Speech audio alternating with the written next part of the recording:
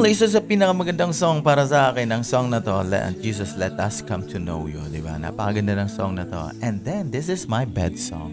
Kami pong mga nagbo-broadcast, kailangan po may kanya-kanya kaming bed song, mga kapatid. Kaya, ayun, ito po ang napili kong bed song. Yan, kaya salamat sa kung sino man ang gumawa nito. At salamat at ito, ginagamit po natin. You know, mga kapatid, I think I have mentioned this before, mga kapatid. Dito po sa Lamentation chapter 3 verse 22 to 23. It says here, because of the Lord's great love. Just imagine, mga kapatid, great love. We are not consumed. O, di ba, mga kapatid? The love of God is always protecting us, mga kapatid. It gives strength to us. It gives, encouragement to all of us, mga kapatid. Pakatandaan po natin na yan po talaga. Kailangan talaga, naka-embrace po sa atin ang love. And that what kind of love is that, mga kapatid? Through the demonstration of giving His only begotten Son, our Lord Jesus Christ. You know what? It is very important sa atin, mga kapatid, yung katawan po natin, yung mga pagkain natin pang araw-araw, pangangailangan po natin. But more than that, mga kapatid, because ang katawan po natin, pagdating ng panahon, tatanda po ito po'y mawawala, mamamatay po tayo. But our soul, mga kapatid, God really gave importance sa soul po natin. Of course, lahat ng bagay, gusto niya pong best po sa atin because He is our Lord. He is our God. He is our Heavenly Father.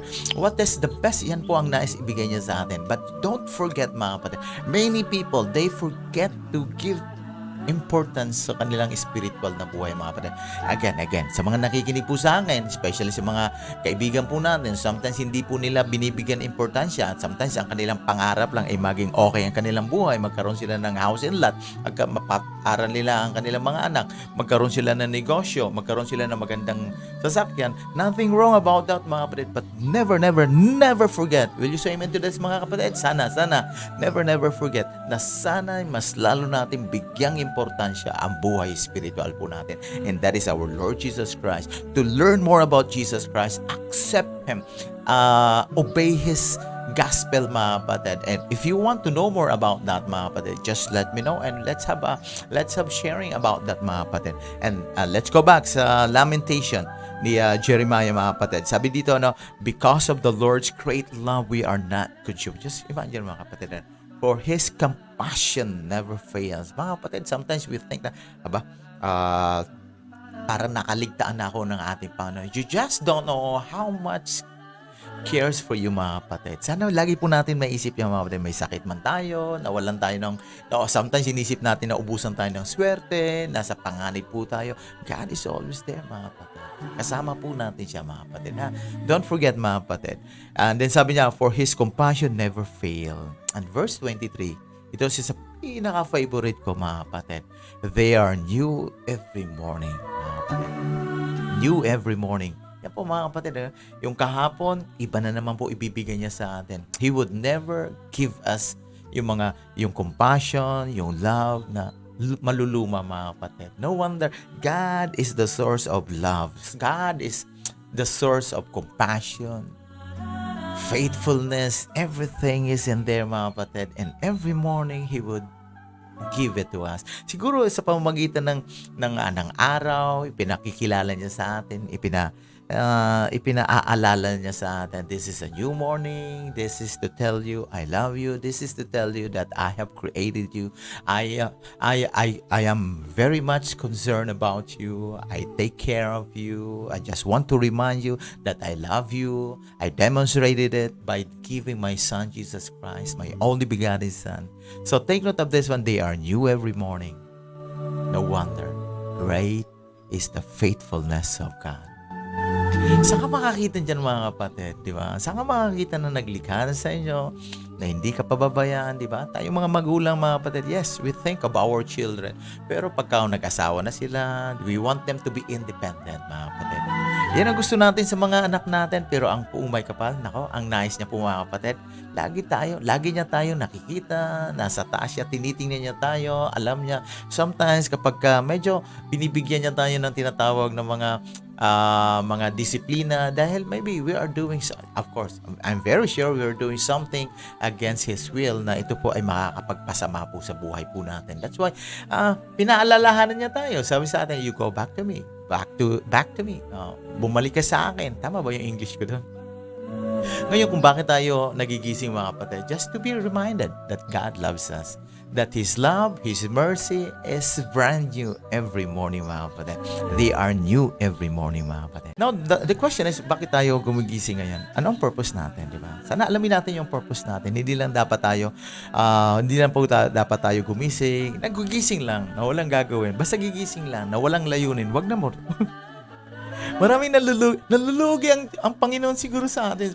Ganyan. Kasi ibinibigay niya lahat sa atin. Yung sunshine na para sa atin, yung hangin, yung beautiful scenery, yung iginuhit niya mga kapatid, yung mga tao sa paligid po natin na ibinigay niya para i-bless tayo, para 'di ba, para i-mold tayo, yung mga pagkain, yung mga resources na ibinibigay sa atin ng Panginoon. Just we should use them properly, and then it should translate mga kapatid.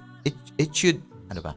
It should translate into makabless din po tayo sa kapwa natin, and we should give it back to God by praising Him mga kapatid. Yung lahat mga nangyayari sa buhay po natin, yung mga tao sa paligid po natin, nag-aaral tayo, yung mga natutunan natin ngayon, yung pagkain po natin, yung mga naibigay sa atin, na-bless tayo, anumang blessing na ibinigay sa atin yan mga kapatid, it should, di ba? Dapat yan eh. Parang yung katawan natin, yung isip natin, yung puso natin, parang ito yung magda-digest niyan ito, and it will give a beautiful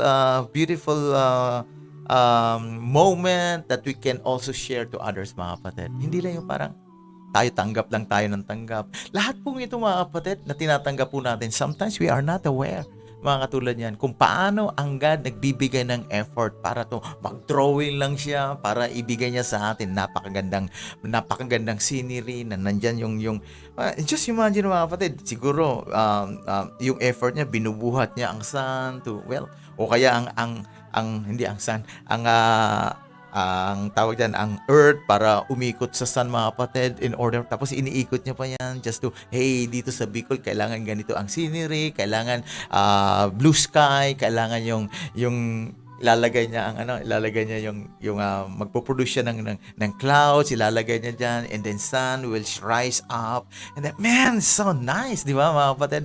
Tapos yung humidity, kahit mainit ngayon mga kapatid, they need that mga kapatid. Pagkatapos yung mga birds will go to you. Huwag naman na sanang tiradorin, huwag naman sanang patayin, kasi ito kumakanta ito, they give praise to God. O di ba? Yung mga tao sa paligid po natin, they give us, ito si Chair, binigyan ako ng coffee, nagbe-bless sa atin, yung mga nagcha-chat sa atin. So these are the things that kailangan matanggap ko. Pagkatapos niyan, it should ma-dissect ko sa puso ko, sa isip ko, and then also I can give it back to Him.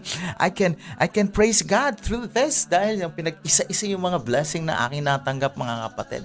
Through you, sa mga ginawa ng Diyos sa akin, sa mga scenery na nakita ko early in the morning, sa coffee na ibinigay sa akin ng Puong May Kapal, sa magandang tulog na ibinigay sa akin, and I should give it back to God. To God, I should give it back to you. I should be a blessing to as many people as we can mga kapatid. Sana hindi po mamasayang yung paggising po natin, that every people around us, every person around us, that they can see, well, because we do represent God, our Lord Jesus Christ, that they can see through our smile that we can bless. Itong ginagawa nyo, malaking bagay na po ito mga kapatid. I cannot do this without all the blessings. I cannot be an encourager. I cannot be a motivational speaker if I have not been motivated by you ng Puong May Kapal.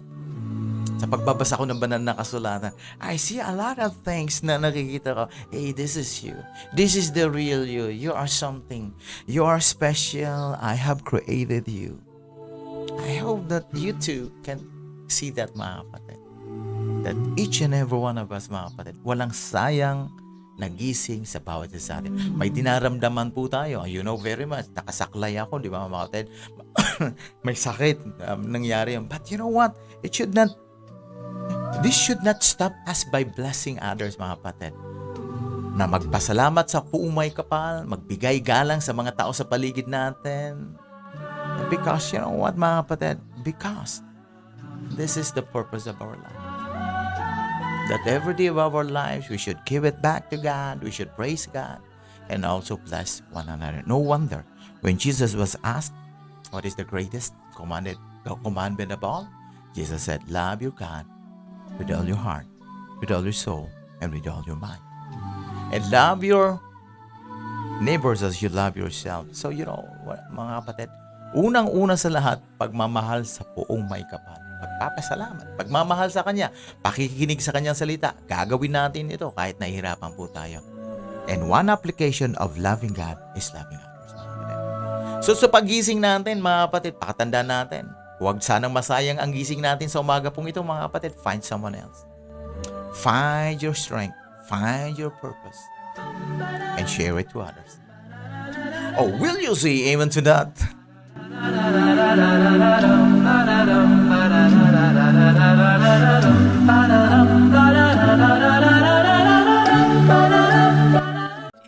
Is thy faithfulness, O God. So this will be my last song, and I'll say goodbye for now. And I leave you the Lord Jesus' principle of economics from Matthew chapter 6, verse 33. Oh, seek first the kingdom and the righteousness of God, and all things shall be added unto you as well.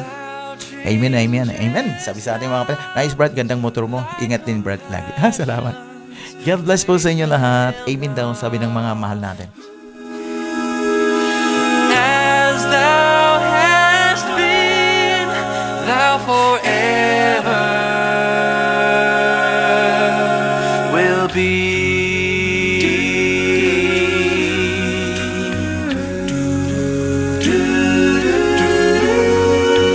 Summer and winter, in springtime and harvest, sun, moon, and stars in their courses above join with all nature in manifold wisdom.